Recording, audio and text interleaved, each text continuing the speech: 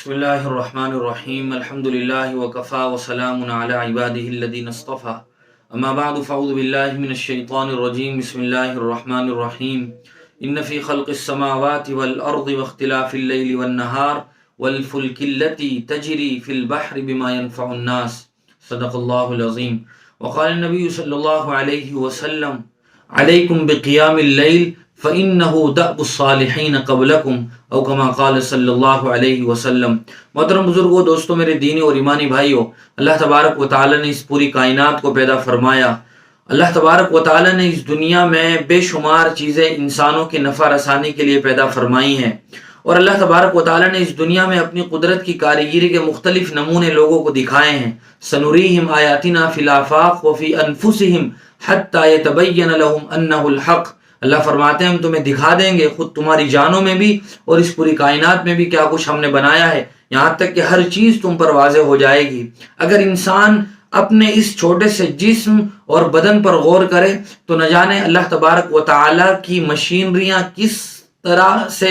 اس جسم میں کام کر رہی ہیں، انسانی عقل حیران ہو جاتی ہے۔ چاہے وہ سانس کا نظام ہو، دو الگ نلیوں کا نظام ہو، پھیپھڑوں کا نظام ہو، دل کا نظام ہو جو ہر وقت خون کو پمپ کر رہا ہے، پورے جسم میں خون سپلائی کر رہا ہے، یہ تمام تر اور اس کے علاوہ بے شمار چیزیں ایسی ہیں اللہ تبارک و تعالی کی کہ جب انسان ان چیزوں کو سوچتا ہے تو اللہ تبارک و تعالی کی قدرت کی بلندی اور اللہ کی ذات کی بلندی کا اعتراف کے بغیر نہیں رہ سکتا ہے۔ اللہ تبارک و تعالی نے اس دنیا میں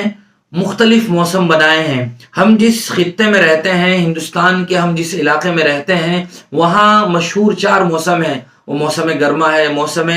سرما ہے، موسم خزاں ہے، اسی طرح برسات کا موسم ہے۔ ہم فی الحال جس موسم سے گزر رہے ہیں یہ سردی کا موسم شروع ہوا چاہتا ہے۔ سردی کا موسم اور دیگر موسم یہ بھی اللہ تبارک و تعالیٰ کی قدرت کے نمونے ہیں۔ اللہ تبارک و تعالیٰ ایک جگہ ارشاد فرماتے ہیں وَهُوَ الَّذِي جَعَلَ اللَّيْلَ وَالنَّهَارَ خِلْفَةً لِمَنْ أَرَادَ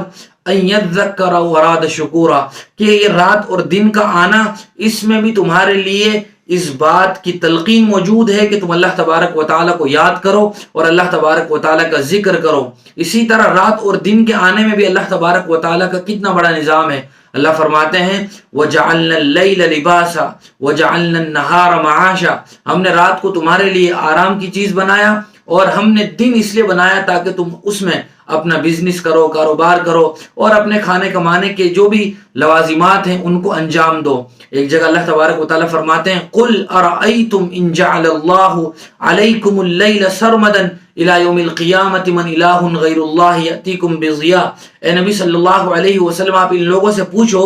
کہ اگر یہ رات جو اس وقت تاریکی اور اندھیرے کے ساتھ چھائی ہوئی ہے، اللہ تبارک و تعالیٰ اگر اسی رات کے اندھیرے کو باقی رکھے تو دنیا کی وہ کون سی طاقت ہے جو اس رات کے بعد روشنی کو نمودار کر دے۔ اس کے اگلی والی آیت میں اللہ تعالیٰ نے فرمایا قُلْ أَرَأَيْتُمْ إِنْ جَعَلَ اللَّهُ عَلَيْكُمُ النَّهَارَ سَرْمَدًا إِلَى يَوْمِ الْقِيَامَةِ مَنْ إِلَٰهٌ غَيْرُ اللَّهِ يَأْتِيكُمْ بِلَيْلٍ تَسْكُنُونَ فِيهِ، کہ دن نکلتا ہے، روشنی نمودار ہوتی ہے، سورج نکلتا ہے، انسان دن بھر اپنے کام کاج میں مشغول رہتا ہے، اپنے کاروبار میں، بزنس میں، جو کچھ بھی وہ کام دھندا اور پیشے سے جڑا ہوا ہے۔ اللہ فرماتے ہیں اگر یہ پورا دن باقی رہے تو رات کون لا سکتا ہے ہمارے علاوہ، جس رات میں تم سکون سے آرام کرتے ہو اور نیند حاصل کرتے ہو، جس نیند کے نتیجے میں انسان کی طبیعت بالکل فریش اور تر و تازہ ہو جاتی ہے، انسان اگلے دن کے لیے چاق و چوبند ہو جاتا ہے اور اس کے اندر وہ طاقت اور انرجی پیدا ہو جاتی ہے کہ وہ اپنے بقیہ کاموں میں مشغول ہو سکے۔ تو رات اور دن کا نظام بھی اللہ تبارک و تعالیٰ کی قدرت کے نمونے ہیں۔ یہ موسم کبھی گرمی ہے، کبھی سردی ہے، اس کی بھی ہمیں ضرورت ہے، بارش کی بھی ہمیں ضرورت ہے کھیت کو پکانے کے لیے، اور اسی طرح کھیت کو اگانے کے لیے بارش کے پانی کی ضرورت ہے۔ یہ سب کے سب موسم اللہ تبارک و تعالیٰ نے انسان کی خدمت میں لگا رکھے ہیں۔ وَالَّذِي خَلَقَ لَكُم مَّا فِي الْأَرْضِ جَمِيعًا،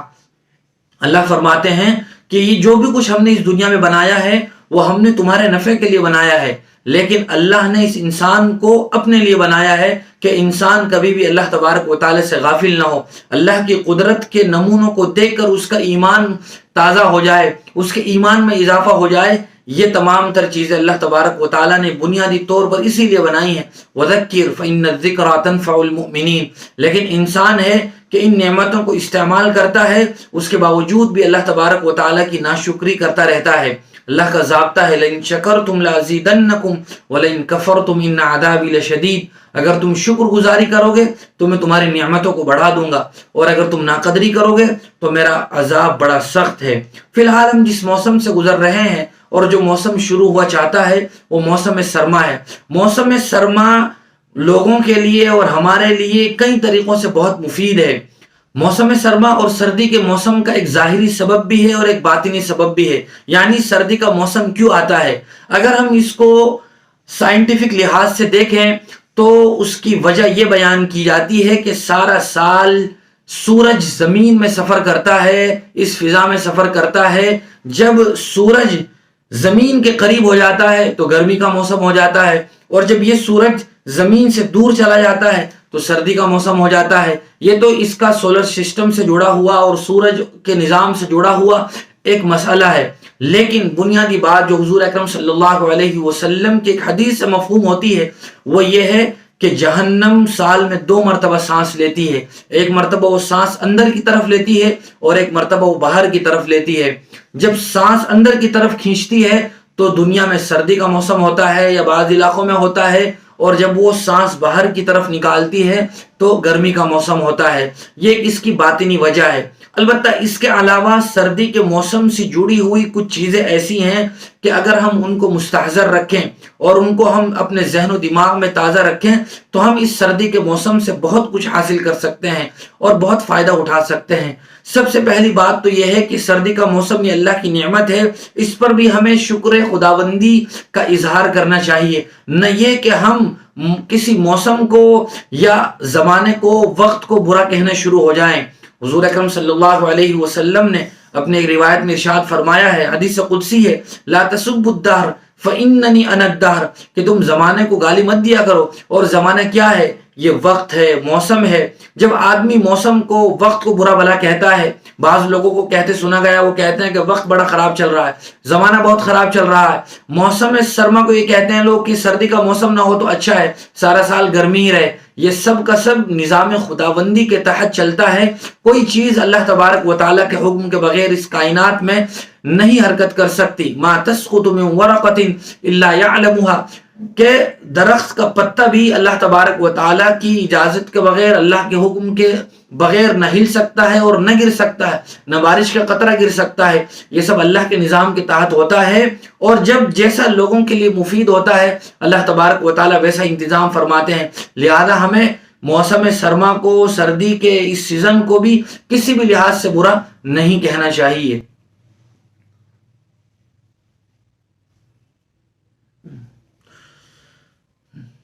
دوسرا ایک عمل جو خاص طور سے سردی کے موسم کے ساتھ جڑا ہوا ہے، بعض علاقے تو وہ ہیں جہاں سردی کم ہوتی ہے، لیکن بعض علاقے وہ بھی ہیں جہاں سردی بے پناہ ہوتی ہے، ٹیمپریچر مائنس میں چلا جاتا ہے، وہ کشمیر ہو، اس طرح بہت سارے خطے ہیں۔ ان سردی کے لمحوں میں بہت سے اعمال انسان کی طبیعت پر بہت شاق گزرتے ہیں، اور انسان کا نفس اچھی طرح کچلا جاتا ہے، انسان کے اندر سے طبیعت نہیں چاہتی۔ جب سردی کی شدت کے باوجود انسان وہ اعمال کرتا ہے تو اللہ تبارک و تعالیٰ اس کو کئی گنا زیادہ ثواب عطا فرماتے ہیں۔ مثال کے طور پر ایک حدیث میں حضور صلی اللہ علیہ وسلم نے ارشاد فرمایا، اسباغ الوضوء بالمکارہ، نہ چاہتے ہوئے بھی اچھی طرح اور کامل طریقے سے وضو کرنا، اس سے انسان کے درجات بڑھتے ہیں اور گناہ اللہ تبارک و تعالی مٹا دیتا ہے۔ یمحق اللہ بہ الخطایا ویرفع بہ الدرجات، اللہ تبارک و تعالی درجات بلند کر دیتے ہیں اور گناہوں کو مٹاتے ہیں۔ جب سردی کا موسم ہوتا ہے، صبح صبح کا سہانا وقت ہوتا ہے اور شدت کی سردی ہوتی ہے، انسان لحاف میں ہوتا ہے، تو انسان کا جی نہیں چاہتا کہ میں فجر کی نماز کے لیے اٹھوں، جی چاہتا ہے کہ میں اسی ہیٹر کے کمرے میں سوتا رہوں، اور انسان کو غسل کرنے کو اور وضو کرنے کو جی نہیں چاہتا، لیکن اس کے باوجود جو اللہ تبارک و تعالیٰ کا خاص بندہ اور مرد مومن اٹھتا ہے اور اچھی طرح وضو کرتا ہے، غسل کی ضرورت ہوتی ہے تو غسل کرتا ہے، تو اللہ تبارک و تعالیٰ اپنے اس بندے کی نقل و حرکت کو دیکھ رہے ہوتے ہیں کہ یہ بندہ نہ چاہتے ہوئے بھی میرے حکم کی بجاوری کے لیے اور عبادت کے لیے اٹھ رہا ہے، بیدار ہو رہا ہے، سردی کی شدت کو برداشت کر رہا ہے، تو اللہ تبارک و تعالیٰ کو اپنے ایسے بندوں پر رشک آتا ہے، اور اللہ تبارک و تعالیٰ ایسے بندوں کا تذکرہ اپنی خاص مخلوق فرشتوں میں فرماتے ہیں جو نورانی مخلوق ہے۔ اسی طرح سردی کے موسم کی راتیں ایک مومن کے لیے بہت بڑا تحفہ ہیں اور ایک بونس کا کام کرتی ہیں کہ رات بہت لمبی ہوتی ہے، بسا اوقات انسان سوتا سوتا تھک جاتا ہے، رات میں بھی کئی بار آنکھ کھلتی ہے اور وہ یہ سوچتا ہے کہ صبح کب ہوگی۔ تو یہ لمبی راتیں اللہ تبارک و تعالیٰ نے اس لیے بنائی ہیں تاکہ ہم رات کے کچھ حصے میں اٹھ کر اللہ تبارک و تعالیٰ کی عبادت میں مشغول ہوں۔ تہجد وہ نماز ہے کہ جس نماز کے ذریعے بندہ اللہ تبارک و تعالیٰ کے بہت قریب ہوتا ہے، اور اللہ تبارک و تعالیٰ بھی تہجد کے وقت میں آسمان دنیا پر ہوتے ہیں اور اللہ تبارک و تعالیٰ کی طرف سے بھی صدا لگ رہی ہوتی ہے۔ اس موقع پر جو آدمی اللہ کے دروازے پر دستک دیتا ہے اور در خداوندی کو کھٹکھٹاتا ہے تو اللہ تبارک و تعالیٰ کی طرف سے اس کے لیے دروازہ کھلتا ہے اور اس کے حاجات اللہ تبارک و تعالیٰ پوری فرماتے ہیں۔ اور تہجد یہ نبی کریم صلی اللہ علیہ وسلم کا، صحابہ کا، تابعین، تابع تابعین، بزرگان دین، سلف صالحین کا ایسا معمول رہا ہے جو ان کے پورے سال کا حصہ رہا ہے، نہ صرف یہ کہ سردی کے موسم۔ اگر ہم سردی کے موسم میں بھی اس کا اہتمام کر لیں تو ہمارے لیے بسا غنیمت ہے۔ حضور اکرم صلی اللہ علیہ وسلم نے ارشاد فرمایا، علیکم بقیام اللیل فإنہ دأب الصالحین قبلکم، کہ تم رات کی نماز کو لازم پکڑ لو، یہ تم سے پہلے نیک لوگوں کی عادت رہی ہے۔ اور بطور خاص اللہ تبارک و تعالیٰ نے حضور کو تہجد کی تلقین فرمائی، وَمِنَ اللَّيْلِ فَتَهَجَّدْ بِهِ نَافِلَةً لَكَ، کہ آپ رات میں اٹھ کر تہجد ادا کیجئے۔ اور رات کا وہ لمحہ اور وہ گھڑی ایسی گھڑی ہوتی ہے جس کے بارے میں اللہ تعالیٰ نے فرمایا، إِنَّ نَاشِئَةَ اللَّيْلِ هِيَ أَشَدُّ وَطْئًا وَأَقْوَمُ قِيلًا، کہ رات کے اس پہر کو اٹھنا یہ ایسا ہوتا ہے کہ انسان کا نفس بھی اچھی طرح کچلا جاتا ہے، نہ چاہتے ہوئے بھی انسان بیدار ہوتا ہے۔ اور دوسری بات یہ ہے کہ اس وقت بات بھی بہت صحیح نکلتی ہے، انسان سو چکا ہوتا ہے، اس کی ذہنی اور جسمانی تھکان دور ہو چکی ہوتی ہے، انسان اللہ تبارک و تعالیٰ سے بہت بہترین سلیقے سے راز و نیاز کی باتیں کرتا ہے، اور اس کا ذہن بھی منتشر نہیں ہوتا، مائنڈ بھی کسی طرف ڈائیورٹ نہیں ہوتا، پورے طور پر بندہ اللہ تبارک و تعالیٰ کی طرف متوجہ ہوتا ہے۔ اور ایسے لمحے میں اللہ کے وہ مخصوص بندے اٹھتے ہیں اور اللہ کے سامنے کھڑے ہو کر نوافل میں اور عبادت میں مشغول ہوتے ہیں، جن کی کچھ صفات اللہ تبارک و تعالیٰ نے قرآن مجید میں بھی بیان فرمائی ہے۔ اللہ تبارک و تعالیٰ فرماتے ہیں، کانوا قلیلا من اللیل ما یہجعون وبالاسحار هم یستغفرون، کہ یہ مبارک لوگ ہیں یعنی صحابہ اکرام اور دیگر لوگ بھی جو راتوں کو کم سوتے ہیں، رات کے اس پہر میں اللہ کی حمد و ثنا اور اس کے سامنے توبہ و استغفار کرتے ہیں۔ اللہ تبارک و تعالیٰ نے فرمایا، تتجافى جنوبهم عن المضاجع يدعون ربهم خوفا وطمعا، کہ یہ وہ لوگ ہیں یعنی رات کو اٹھ کر اللہ کے سامنے نمازیں پڑھنے والے، جن کے پہلو، جن کا جسم اپنے بستروں سے علیحدہ ہوتا ہے اور یہ خوف اور امید کے ساتھ اللہ تبارک و تعالیٰ کو پکار رہے ہوتے ہیں۔ لہذا سردی کا یہ موسم ہمارے لیے بہت بڑا تحفہ ہے کہ ہم لمبی راتوں میں رات کے آخری پہر میں تہجد کا اہتمام کریں اور اللہ تبارک و تعالیٰ سے توبہ و استغفار کریں اور اللہ کی خوب حمد و ثنا بیان کریں۔ سردی کی راتوں کے بعد سردی کا جو دن ہوتا ہے وہ بہت مختصر ہوتا ہے، اور وہ بھی اللہ تبارک و تعالیٰ کی طرف سے ایک خاص گفٹ ہے، وہ یہ کہ جن لوگوں کے رمضان کے روزے چھوٹ گئے ہوں یا خواتین کے اپنے مخصوص دنوں کے روزے چھوٹ گئے ہوں، وہ اس موسم میں اپنے روزے آسانی کے ساتھ رکھ سکتی ہیں۔ دن بھی مختصر ہوتا ہے، پیاس اور بھوک کا بھی احساس نہیں ہوتا اور روزوں کی ادائیگی بھی ہو جاتی ہے۔ اسی طرح وہ لوگ جو نفلی روزوں کی خواہش رکھتے ہیں اور وہ نفلی روزے رکھنے چاہتے ہیں، ان کے لیے بھی یہ موسم بہت اچھا ہے کہ سستے داموں میں قیمتی چیز مل جاتی ہے، یعنی مختصر سے دن میں آدمی روزہ رکھ کے اتنا بڑا ثواب حاصل کر سکتا ہے کہ جس ثواب کا ہم تصور بھی نہیں کر سکتے ہیں۔ لہذا اس معنی کر بھی سردی کا موسم بہت بڑی نعمت ہے۔ ساتھ ساتھ میں ہمیں ایک عمل اور بھی کرنا ہے جو بطور خاص سردی کے اس سیزن سے جڑا ہوا ہے، وہ یہ کہ ہمارے پڑوس میں، ہمارے رشتہ داروں میں، ہمارے گاؤں بستی میں، شہر میں، محلے میں ایسے لوگ بھی ہو سکتے ہیں جو قسم پرسی کی زندگی گزار رہے ہیں۔ افلاس اور غربت سے وہ آدمی مجبور ہیں جن کے پاس سردی کے موسم کو برداشت کرنے کے لیے سردی کے موسم کے کپڑے اور ان کے پاس لحاف کا یا کسی اچھے ٹھکانے کا انتظام نہیں ہے،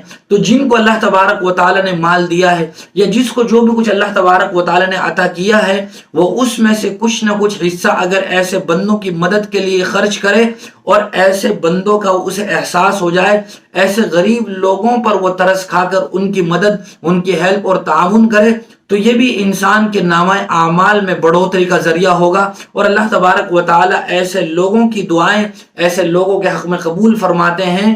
جو دوسروں کی مدد کرتے ہیں۔ ایسے غریبوں کی دعائیں بھی ہمارے لیے بہت بڑا سرمایہ ہے، لہذا سردی کے اس موسم میں ہم بطور خاص ان باتوں کا خیال رکھیں اور سردی کے موسم کو اچھی طرح وصول کریں تاکہ ہم صحیح معنی میں موسم کے قدرداں ہوں، اور اللہ تبارک و تعالیٰ کی جو عنایات ہیں، اللہ کی طرف سے جو برکات نصیب ہوتی ہیں، ہم ان سب کو اکٹھے کرنے والے اور سمیٹنے والے ہو جائیں۔ اللہ مجھے بھی اور آپ کو بھی عمل کی توفیق نصیب فرمائے۔ وآخر دعوانا ان الحمد للہ رب العالمین۔